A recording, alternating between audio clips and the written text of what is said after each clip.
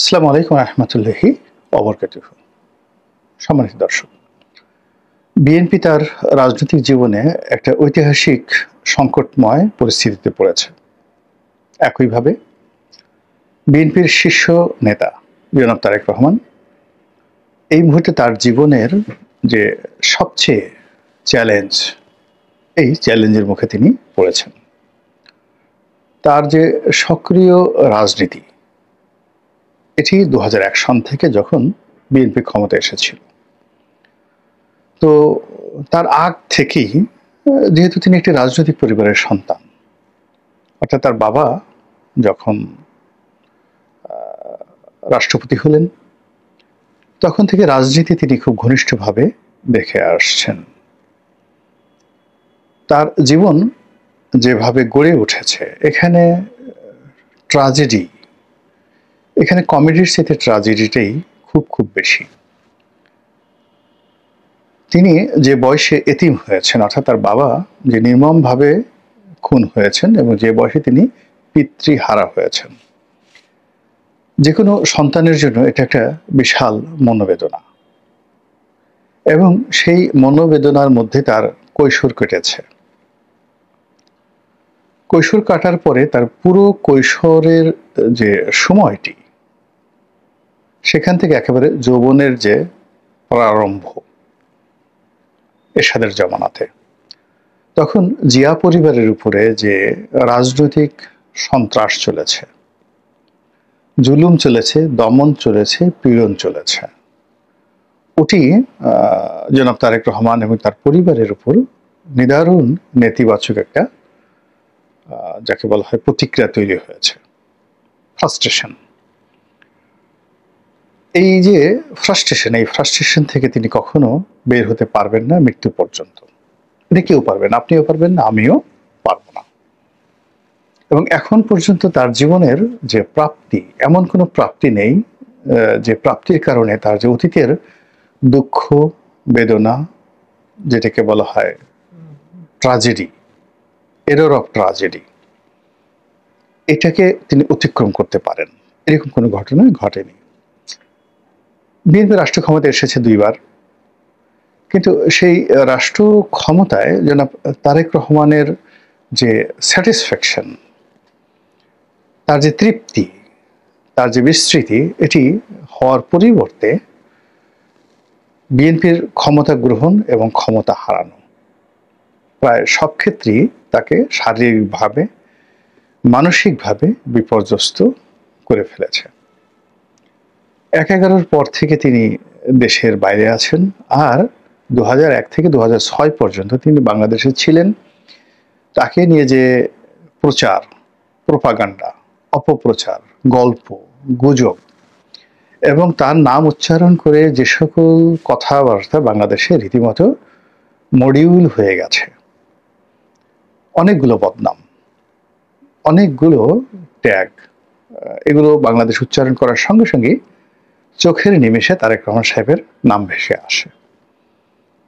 এখন এই বিষয়গুলো ওনার জন্য এতটা দুঃখের, এতটা বেদনার, এর কারণ হলো উনি এবং ওনার যারা লোকজন মনে করেন যে ট্যাগগুলো দেয়া হয়েছে সেই ট্যাগের জন্য তিনি দায়ী নন। যেমন হাওয়া ভবন। এখন হাওয়া ভবন বলতে আমরা এখন যে আয়না ঘরকে যতটা নির্মম নিষ্ঠুর মনে করি, তার চেয়েও খারাপ কিছু এই সমাজে প্রচলিত। কিন্তু বিএনপির যারা লোকজন তারা মনে করে যে ওখানে একটা গবেষণা সেল তৈরি করা হয়েছিল এবং দলটিকে আধুনিকভাবে পরিচালনা করার জন্য এবং ঠিক অনেকটা ওয়েস্টার্ন ক্যাটাগরিতে একটা ডাটাবেস তৈরি করার জন্য তারেক রহমান সাহেব এবং তার যারা লোকজন যে কাজ করেছেন হাওয়া ভবনে বসে, যেটা অনেকটা আওয়ামী লীগ জামানাতে সিআরআই এর মতো করে। সিআরআই যেটা আওয়ামী লীগ করেছে, যেটা তাদের গবেষণা ছিল, সেই গবেষণা সেলের মতো করে হাওয়া ভবন তৈরি করা হয়েছিল, এটা বিএনপি লোকজন মনে করে। আর যারা বিএনপি বিরোধী তারা প্রচার করেছে হাওয়া ভবন হলো একটা টর্চার সেল, ওখানে বন্দি করা হতো, ওখানে আটকে রাখা হতো, ওখানে চাঁদা আদায় করা হতো, ওখানে মারধর করা হতো, ওখানে যত সব দুনিয়ার মন্দ কাজ আছে সব সেখানে করা হতো। আর কিছু বললাম না। ফলে ওই ট্যাগটি যখনই হাওয়া ভবন আসে তখন তার একটা মনোবেদনা তৈরি হয়ে যায়। তার আমলে যে এখন তাকে বলা হয়েছে মিস্টার 10%। আমাদের পাক ভারত উপমহাদেশে দুইজন লোককে মিস্টার 10% বলা হয়। বাংলাদেশে হাওয়া ভবনের এই জনাব তারেক রহমান সাহেবকে, আর একজন হলো পাকিস্তানের আসিফ আলী জারদারিকে, যারা জনাব তারেক রহমানের ঘনিষ্ঠজন। তারা বিশ্বাস করেন যে তারেক রহমান সাহেব এই সকল চাঁদাবাজির সঙ্গে একদম জড়িত নন। তিনি খুবই দিনহীন জীবনযাপন করেন। তার যে পোশাক আশাক খুবই যাকে বলে সাধারণ, হাতে যে ঘড়ি পরেন এটা রোলেক্সের কোনো ঘড়ি নয়। একটা ঘড়ি 20 লাখ 50 লাখ, উবায়দুল কাদের এরকম 50 লাখ টাকা দামের নাকি কয়েক ডজন ঘড়ি ছিল রোলেক্সের, উপহার দিয়েছে। তো তারেক রহমান সাহেবের পরনে হাতে কখনো এরকম রোলেক্স, প্যাটেক ফিলিপ এই ধরনের কোনো দামি ঘড়ি দেখা যায়নি, এবং তিনি যে ঘড়িগুলো পরেন এগুলো খুবই কম দামের। তিনি যে প্যান্টগুলো পরেন এগুলো ডানহিলের নয়, হার্মসের নয়, এগুলো হুগো বসের নয়, গেঞ্জিগুলো এরকম না, খুব সাধারণ জীবন যাপন করেন। তো একটা মানুষ যদি 10% করে টাকা নেন, এত হাজার হাজার কোটি টাকা নেন, টাকার গরম এমন একটা বিষয়, টাকার গরম কেউ লুকাতে পারে না। যৌবন যেমন মানুষ লুকাতে পারে না, নতুন পানিতে যেমন মাছগুলো মানে খুব লাফাতে থাকে, তেমনি মানুষের যখন টাকা হয় তার পোশাক আশাক, তার চাল চলন, কথাবার্তায় সবকিছুতে একটা টাকার ভাবসাব থাকে। শেখ হাসিনার জমানাতে শেখ হাসিনার একটা খুব কথা ছিল যে এখন অনেক এই জমানাতে একেবারে ফকিন্নির ছেলে মেয়েরাদের টাকা হয়েছে, এখন তাদের টাকা হওয়ার পর বডিগার্ড নিয়ে চলবে, তারপর সে গাড়িতে ভো ভো আওয়াজ লাগাবে, মসজিদে যাবে, সেখানে গিয়েও তারা এই ফুটানি দেখাবে। শেখ হাসিনার কথা মানে টাকা আসলে গোপন রাখা যায় না। তো তারেক রহমান সাহেবের যে টাকা 10%, যদি একটা সরকার চালায় সব কাজে রাষ্ট্রীয় কর্মে যদি তিনি 10% নিয়ে থাকেন, তাহলে ধরুন 2001 থেকে 2006 পর্যন্ত যত বাজেট হয়েছে তার 10% যোগ করেন, কত হাজার কোটি টাকা হয়। তো সেই টাকাগুলো কোথায় আছে? তো সেই টাকা দিয়ে কেন তিনি হীরামণি মুক্তা জহরত নিজের জন্য, তার কন্যার জন্য, তার স্ত্রীর জন্য কিনলেন না? তো এগুলো তার লোকজন বলেন। এবং তারেক রহমান সাহেব দুঃখ পান যখন তাকে এরকম চাঁদাবাজ বলা হয়, তাকে 10% বলা হয়, মিস্টার 10%, এবং অতীতে বলা হতো, আবারই এখন নতুন করে মিস্টার 10% বলে চরমনার পীর থেকে শুরু করে অন্যান্য যারা আছেন, জামাতের লোকজন আছেন, তারা আবার তাকে মিস্টার 10% বলার চেষ্টা করছেন। এগুলো আসলে তাকে খুব আহত করে। এরপরে তিনি দীর্ঘদিন যাবৎ প্রবাসে আছেন, তার মা জেলে ছিলেন, এই সময়ের মধ্যে তার ভাই মারা গেছেন, এবং কোকুকে তিনি খুবই স্নেহ করতেন, ভীষণ রকম স্নেহ করতেন, অসাধারণ স্নেহ করতেন। তো রাজনীতির এই গেড়াকলে বসে তিনি তার ভাইয়ের যে শেষকৃত্য এটাতে তিনি অংশগ্রহণ করতে পারেন নাই। তার মায়ের সঙ্গে তার দীর্ঘদিন পরে দেখা সাক্ষাৎ হলো। যে কোনো সন্তান এবং মায়ের সঙ্গে যে একটা অনবদ্য সম্পর্ক থাকে, সেই সম্পর্কটা তারেক রহমান সাহেবের জন্য ট্রাজেডি। তো ফলে তার জীবনে প্রাপ্তিটা কি, তিনি কি পেয়েছেন? মধ্যে 11-এর সময় তার সঙ্গে যে নির্মম নিষ্ঠুর আচরণ করা হয়েছে, তাকে কারারুদ্ধ করা হয়েছে, তার উপর জুলুম চলেছে, অত্যাচার চলেছে। বাংলাদেশে যদি তাকে আরো 1000 বছর প্রধানমন্ত্রী বানানো হয়, তিনি থাকেন, কিন্তু ওই যে তাকে ফ্যানের সঙ্গে টানিয়ে যে ছবিগুলো আমরা দেখি, জুলুম করা হয়েছে, নির্যাতন করা হয়েছে, বলা হচ্ছে তার মেরুদণ্ডের হাড় ভেঙে দেওয়া হয়েছে, এবং এটা নিয়ে রাজনৈতিক যারা প্রতিপক্ষ তারা যেভাবে ট্রল করছে, মাজা ভেঙে দিয়েছে, মিলিটারি মাজা ভেঙে দিয়েছে, এই কথাগুলো তার কানে যখন যায় এটা মারাত্মক বেদনা তৈরি করে। এবং সেই বেদনা নিয়েই কিন্তু তিনি রাজনীতি করে যাচ্ছেন সে 2001 সন থেকে আজ অবধি সরাসরি, মানে কত বছর হলো? 25 বছর। তো এই 25 বছর সরাসরি জাতীয় রাজনীতি করছেন এবং দলটিকে শীর্ষ পর্যায়ে নেতৃত্ব দিচ্ছেন, তাও 15 বছর হলো। যেদিন তিনি প্রথম যুগ্ম মহাসচিব হলেন, তারপরে শেষে তিনি ভারপ্রাপ্ত চেয়ারপারসন হলেন, মানে পুরো দলটা তো তিনিই চালাচ্ছেন। তো এই চালানোর মধ্যে তার জীবনে চ্যালেঞ্জ এসেছে। লন্ডনে আপনি কি মনে করেন শেখ হাসিনার যারা লোকজন রয়েছেন তারা কি তাকে লাঞ্ছিত করার জন্য ওখানে মাস্তান নিয়োগ করেনি? তারা কি তাকে মেরে ফেলানোর জন্য চেষ্টা করেনি? তারা কি তাকে লন্ডন থেকে ধরে এনে বাংলাদেশে বিচার করার জন্য চেষ্টা করেনি? সর্বোচ্চ চেষ্টা করেছে, সফল হয়নি। কিন্তু এই জিনিসগুলো তো তারেক রহমান সাহেবের কানে গেছে এবং তিনি বারবার আহত হয়েছেন, বেদনায় ভারাক্রান্ত হয়েছেন। সব মিলিয়ে তার এই যে বয়সটি, চোখের দিকে তাকিয়ে দেখবেন তিনি বুড়ো হয়ে গেছেন। তার ১০ বছর আগের যে ছবি ছিল ঠিক ওইরকম যে একটা হাস্যোজ্জ্বল গ্লিসারিং ছবি নেই। তিনি আগের মতো ধৈর্য রাখতে পারছেন না। সব মিলিয়ে এই যে ২০২৫ সন, এই ২০২৫ সনের এই জুলাই আগস্টের এই সময়টিতে তার জন্য যে সংকট তৈরি করেছে, সেখানে অতীতের তার জন্মের পর থেকে যে সংকটগুলো, যে পেইনগুলো তাকে বাধা দিচ্ছিল, তাকে কষ্ট দিচ্ছিল, তাকে আহত করছিল, সেই সবগুলো একত্র হয়ে গেছে। মানে যেমন ধরেন একটা পিঁপড়ায় কামড় দিল, একটা মৌমাছি কামড় দিল, এগুলো শরীরের মধ্যে জমা থাকে। যেই একটা সাপে কামড় দেয়, অমনি সমস্ত বিষগুলো একত্র হয়ে মানুষকে আক্রমণ করে বসে।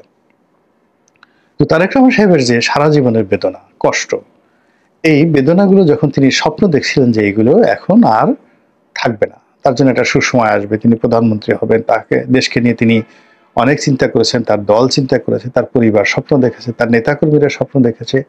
সেই স্বপ্নের মূলে জুলাই মাসে এসে যে কুঠারাঘাত হলো, এটা জাস্ট একটা গোখরা সাপ একটা মানুষকে দংশন করলে যেভাবে শরীরের সমস্ত বিষগুলো একত্র হয়ে যায়, তার সারা জীবনের বেদনাগুলো এখন একত্র করে ফেলেছে এই আগস্ট মাসে।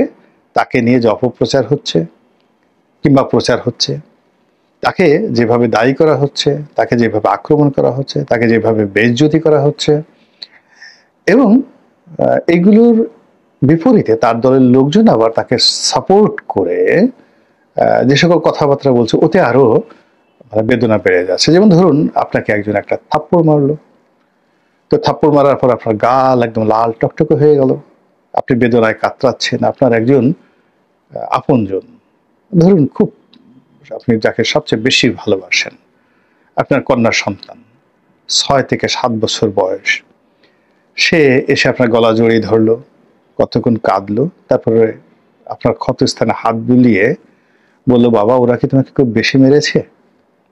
তো এই যে দেখেন, আপনার প্রিয়তম কন্যার যে সহানুভূতি, এটা আপনার বেদনা কিন্তু আরো বাড়িয়ে দেবে, সহানুভূতি জাগাবে না। তো এখন এই জিনিসগুলো, অর্থাৎ ওনাকে নিয়ে আমাদের এই যে সমাজ, এই রাষ্ট্র যে আচরণ করছে এই মুহূর্তে, সেখানে মনে হচ্ছে তার জীবনের যে কন্ট্রিবিউশন টু দ্য কান্ট্রি, এটাকে কেউ স্বীকার করতে চাচ্ছে না। তিনি যে একটা বৃহৎ দল শত জুলুম অত্যাচারের বিপরীতে নেতৃত্ব দিয়ে প্রায় ৩৫% জনসমর্থনকে কনসেন্ট্রেট করে একটা রাজনৈতিক যাকে বলা হয় শক্তিকে তিনি দেশের সেবায় বা দেশের কাজে লাগানোর জন্য একটা পলিটিক্যাল ফোর্সকে তিনি ঐক্যবদ্ধ রেখেছেন, এটাকে মানুষজন মনে করছে মশা মাছির মতো, এটা কোনো গুরুত্বই নেই।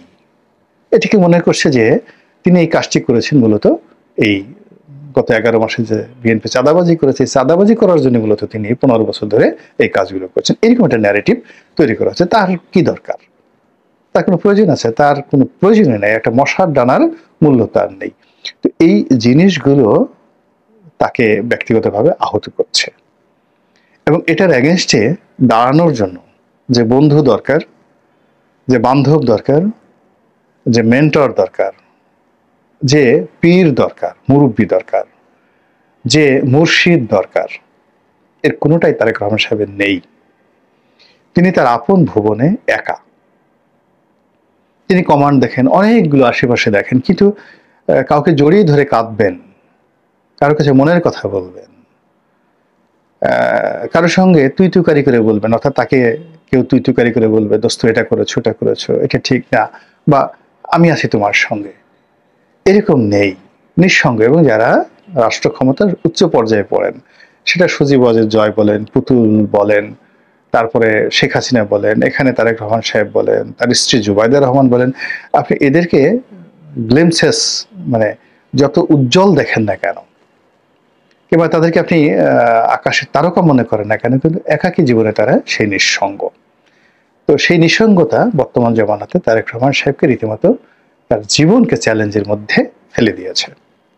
দ্বিতীয়ত হলো তার নেতৃত্ব। তার সম্পর্কে ওই যে বললাম না, তিনি যখন ক্ষমতায় ছিলেন তখন 10% বলা হতো, এর 90% ক্ষমতার কারণে, রাষ্ট্র ক্ষমতার কারণে তার কানে পৌঁছাতো না, এবং এটাকে তিনি ওভারলুক করতে পারতেন। কিন্তু এখন তিনি দেশের বাইরে, আবার তাকে 10% বলা হচ্ছে, আবার তাকে বদনাম দেওয়া হচ্ছে, তার নেতৃত্বকে চ্যালেঞ্জ জানানো হচ্ছে, তাকে টিটকারি করা হচ্ছে, দেশে আসেন, আসতেছেন না কেন, এত সাহস থাকলে আসেন, এটা করুন ওটা করুন, এই সকল কথাগুলো আলটিমেটলি তার নেতৃত্বকে চ্যালেঞ্জ জানাচ্ছে। ৩ নম্বর হলো যে ভয়। অতীতে একটা 111 হয়েছে, বিএনপির মতো দলকে ভেঙে চুরমার করে দেওয়া হয়েছে, এই দলের অনেক শীর্ষ নেতাকে দলের বিরুদ্ধে বিদ্রোহ করতে প্রলুব্ধ করা হয়েছে, এবং সেটা এখন অব্যাহত আছে। এবং এই সময়টাতে আবার সেই দল যদি ভেঙে যায়, আবার আর একটা ১-১১ হয়, আবার দলের শীর্ষ নেতৃত্ব যারা আছে তারা তারেক রহমানের নেতৃত্বকে চ্যালেঞ্জ করে বসেন, এবং সেই ধরনের যদি পরিস্থিতি হয়, তো এই যে তার নেতৃত্বটি এই মুহূর্তে যে অবস্থার মধ্যে পড়েছে, এটা গত ২৫ বছরে তিনি কখনো এই অবস্থার মধ্যে পড়েননি। তিনি নেতা, কিভাবে এটা মোকাবেলা করবেন এটা তিনি ভালো জানেন। তার বড় দল আছে, সেই দলের অনেক অভিজ্ঞ লোকজন আছেন, তারা কিভাবে তার নেতাকে সাহায্য করবেন, প্রমোট করবেন, এটা তাদের বিষয়। তবে পৃথিবীটা হলো যারা যোগ্য তাদের জন্যই। সফল মানুষদের সঙ্গে মানুষ থাকে, ব্যর্থ মানুষের সঙ্গে কেউ থাকে না। মহান আল্লাহ আমাদের সবাইকে হেদায়েত দান করুন এবং হেফাজত করুন। আসসালামু আলাইকুম ওয়া রাহমাতুল্লাহি ওয়া বারাকাতুহু।